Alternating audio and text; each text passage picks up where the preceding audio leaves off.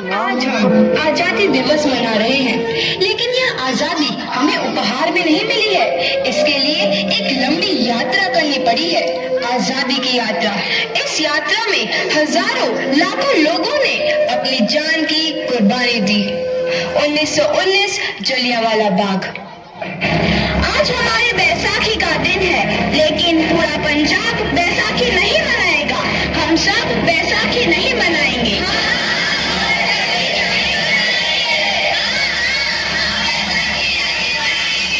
जब तक हम अंग्रेजों को भारत से बाहर नहीं निकाल देते, पूरा पंजाब बैसाखी नहीं मनाएगा। अच्छा, तो तुम सब हमारा विरोध करता है, भाग जाओ यहाँ से।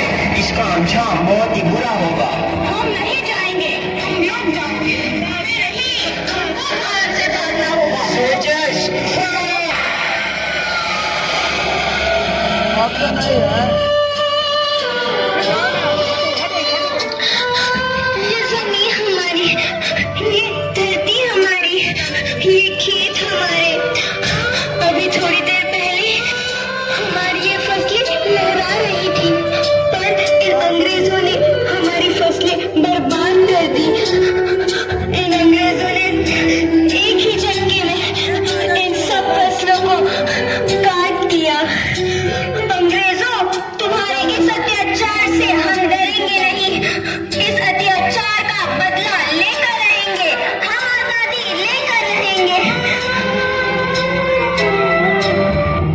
जलियांवाला बाग हर हिंदुस्तानी की आंख नम कर गया। इस कांड में कितने मासूमों की आहुति चढ़ गई, इतनी हैवानियत से इंसानियत कत्ल कर दी गई। जलियांवाला बाग के हत्याकांड ने आजादी की आग में घी देने का काम किया।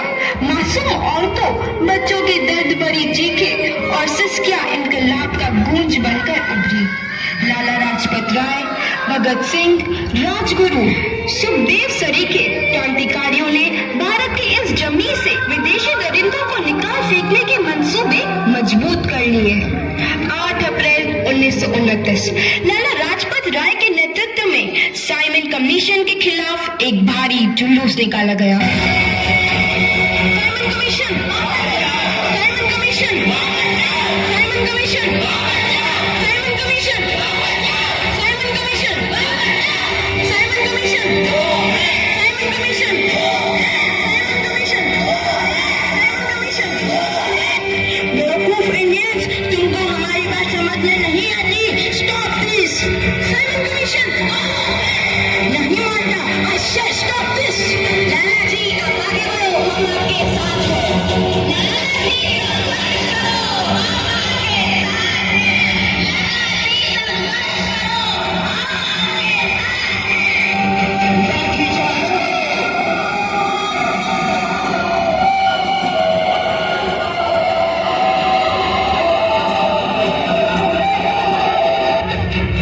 लाला जी को बहुत गहरी चोट लगी है, उनका सर फट गया है। मेरे शरीर में लगी एक एक लाठी अंग्रेजी सरकार के कफन में कील का काम करेगी। ये आजादी की लड़ाई रुकनी नहीं चाहिए। ये जिम्मेदारी मैं तुम सबको सौंप कर जा रहा हूँ। लाला लाजपत राय की दर्दनाक मौत के बाद भगत सिंह, सुखदेव, राजगुरु वतन के इन मतवालों के खून में ऐसा उबाल आया जिसका सामना करना अंग्रेजी सरकार के लिए मुश्किल हो गया। अंग्रेजों को करारा जवाब देने के लिए स्कॉट और सैंडर्स को मारने की रूपरेखा रची गई।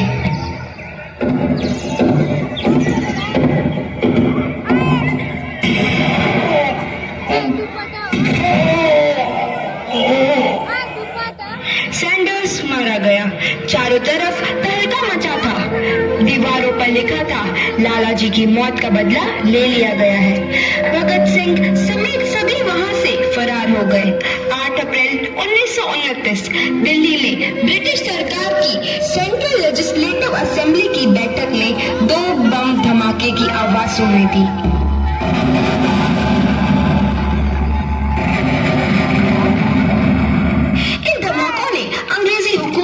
हिलाकर रख दिया। इस घटना को अंजाम देने वाले भगत सिंह, राजगुरु और सुखदेव ने अपने आप को अंग्रेजों के हवाले कर दिया। 1930 को अदालत ने अपना फैसला सुनाया।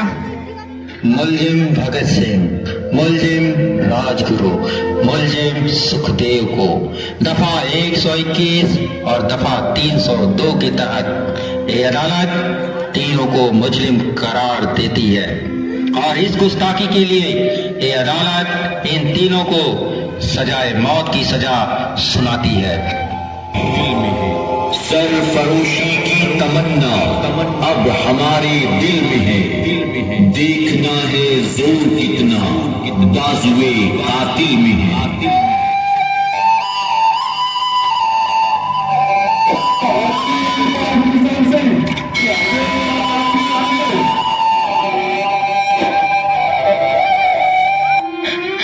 पुत्र की हाय है तेरा। मैं चंगा हूँ माँ, फिक्र करने की कोई गल नहीं। पुत्र, मेरा दिल तेरी तरह पत्थर दिल नहीं होगा।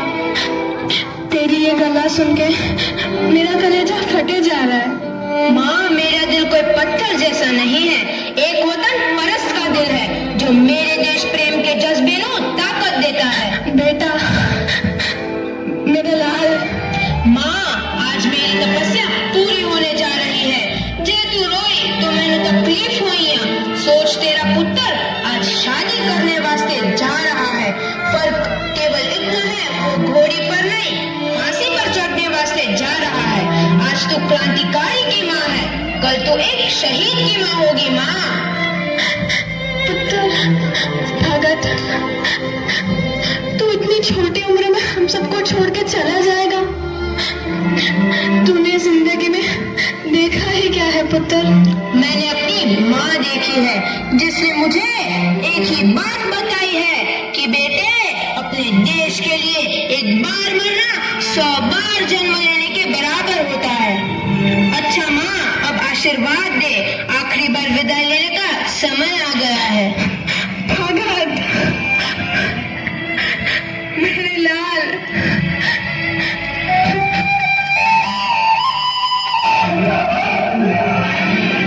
भगत सिंह, तुम्हारी कोई आखिरी ख्वाहिश? हमारे हाथ खोल दिए जाए। हम तीनों दोस्त एक दूसरे से गले मिलना चाहते हैं, उनके हाथ खोल दिए जाए।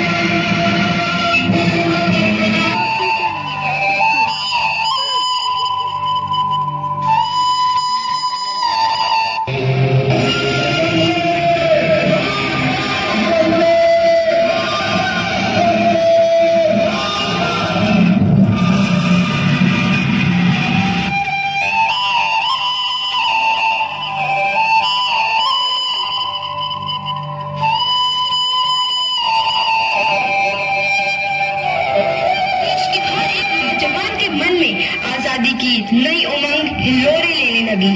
अंग्रेजों भारत छोड़ो का नारा जोर पकड़ रहा था। सबने एक आजाद भारत का सपना देखना आरंभ कर दिया था। हर कोई अपने अपने ढंग से इस महायज्ञ में अपनी आहुति दे रहा था।